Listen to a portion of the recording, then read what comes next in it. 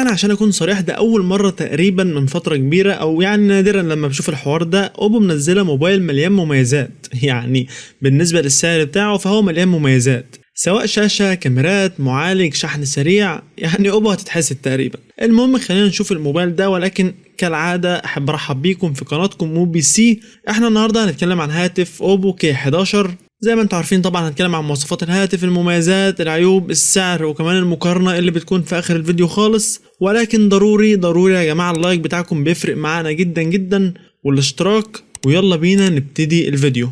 في موبي سي تقدر تشوف مواصفات والسعر ومميزات وعيوب كل موبايل، وكمان مقارنة مع افضل منافس ليه، كل ده في فيديو واحد.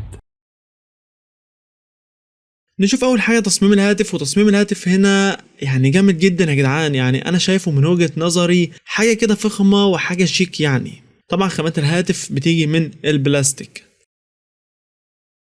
بالنسبه للشاشه فالشاشه هنا جايب حجم 6.7 بوصه بجوده فول اتش دي بلس، وبدقه 2400 في 1080 بكسل، مع معدل كثافه بكسلات 393 بكسل لكل انش. والشاشة نوعها أموليد، ومعدل التحديث 120 هرتز، وبتيجي بسطوع 1100 نتس، وبتدعم ميزة ال HDR10 بلس، وطبعا عليها طبقة حماية جوريلا جلاس الجيل الخامس. بص الشاشة هنا يعتبر ممتازة وكويسة جدا بالنسبة لفئة وسعر الهاتف، هتاخد منها تجربة ترضيك وتستمتع بيها. مع 120 هرتز وشاشة أموليد ومميزات كتير زي ال HDR10 بلس، فحقيقي الشاشة هنا مميزة في السعر ده.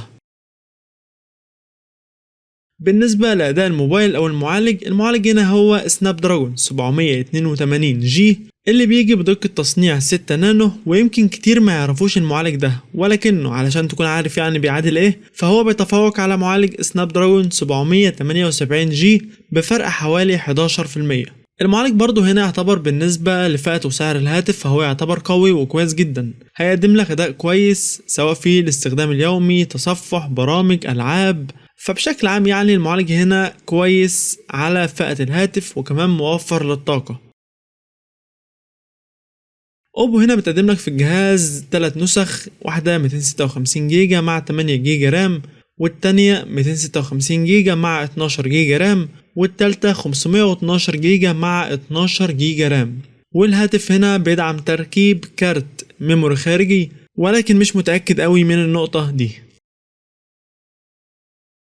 الهاتف بيجي بثلاث كاميرات خلفية، الأولى 50 ميجا بكسل ودي الكاميرا الأساسية وفيها تثبيت بصري. أما الكاميرا التانية فهي 8 ميجا بكسل ودي كاميرا ألترا وايد للتصوير بزاوية واسعة. والتالتة 2 ميجا بكسل ودي ماكرو لتصوير التفاصيل من قريب جدا. وهنا تقدر تصور فيديوهات من الكاميرا الخلفية بجودة 4K وبجودة فول HD، وكمان فيها تثبيت إلكتروني أثناء تصوير الفيديو. اما بالنسبة للكاميرا الامامية فهي بتيجي 16 ميجا بكسل، وبرضو بتصور فيديوهات بجودة فول HD بمعدل 30 فريم في الثانية، وبرضو فيها تثبيت الكتروني اثناء تصوير الفيديو. اوبو مدلعاكوا في الموبايل ده. بطارية الهاتف هنا جاب حجم كويس الصراحة، بطارية تعتبر كويسة 5000 ملي امبير، وهتقعد معاك وقت كويس. زي ما قلت المعالج موفر للطاقة، يعني كمان بتدعم الشحن السريع بسرعة ممتازة 100 واط، يعني تقدر تشحنها بالكامل من 0 ل 100% في 26 دقيقة فقط.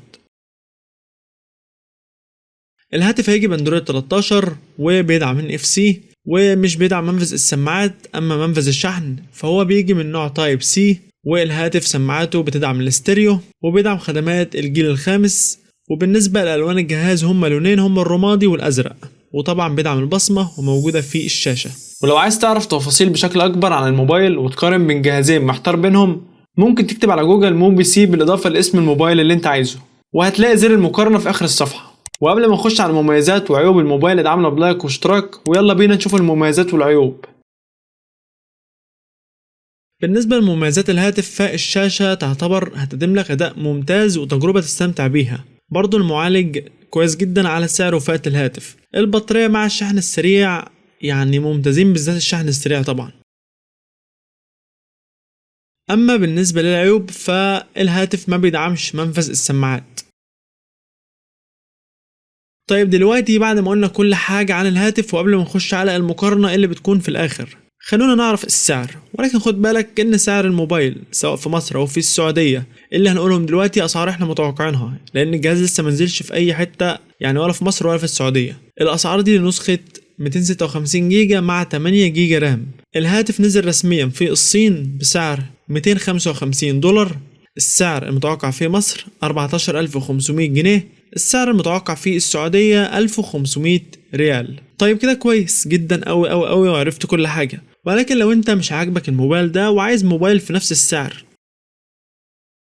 هقولك عن موبايل شاومي ريدمي نوت 12 برو بلس 5G. اسمه اطول من الفيديو كله ما شاء الله. الهاتف ده هو اقوى منافس لهاتف اوبو K11. هنخش على مقارنه سريعه بتوضح لك الفرق ما بينهم، ولكن قبل المقارنه احب اقول لك ان احنا هنا في قناه موبي عملنا مراجعه لهاتف شاومي ريدمي نوت 12 برو بلس 5G. لو انت حابب تشوفها هتشوفها من الاي اللي هتظهر لك فوق دلوقتي. اول حاجه هنقارن المعالجات، وهنا معالج اوبو هو سناب دراجون 782G، ومعالج شاومي هو ميدياتك ديمنسايتي 1080. وهنا معالج اوبو بيتفوق بفرق حوالي 17%. اوبو بيجي بشاشه اموليد وشاومي بيجي بشاشه اوليد، والاتنين بجوده فول اتش دي بلس، والاتنين 120 هرتز. وهنا يعتبر الاتنين زي بعض، برضو الاتنين بيجوا ببطاريه بحجم 5000 ملي امبير، وهنا الاتنين زي بعض. اوبو بيدعم الشحن السريع بقوه 100 واط، اما شاومي فهو بيدعم الشحن السريع بقوه 120 واط، وهنا شاومي تتفوق. طيب دلوقتي بعد ما شفنا الفرق ما بين الجهازين في الامكانيات بشكل سريع، خلونا نشوف الفرق ما بينهم في الاسعار. ولكن زي ما قلت خد بالك ان سعر اوبو ده سعر متوقع، انما سعر شاومي اللي هيتقال دلوقتي سعر الرسمي لانه نزل مصر فعلا. سعر اوبو متوقع نسخه 256 جيجا مع 8 جيجا رام 14500 جنيه. سعر شاومي الرسمي نسخه 256 جيجا مع 8 جيجا رام 15500 جنيه. من خلال موقع موبي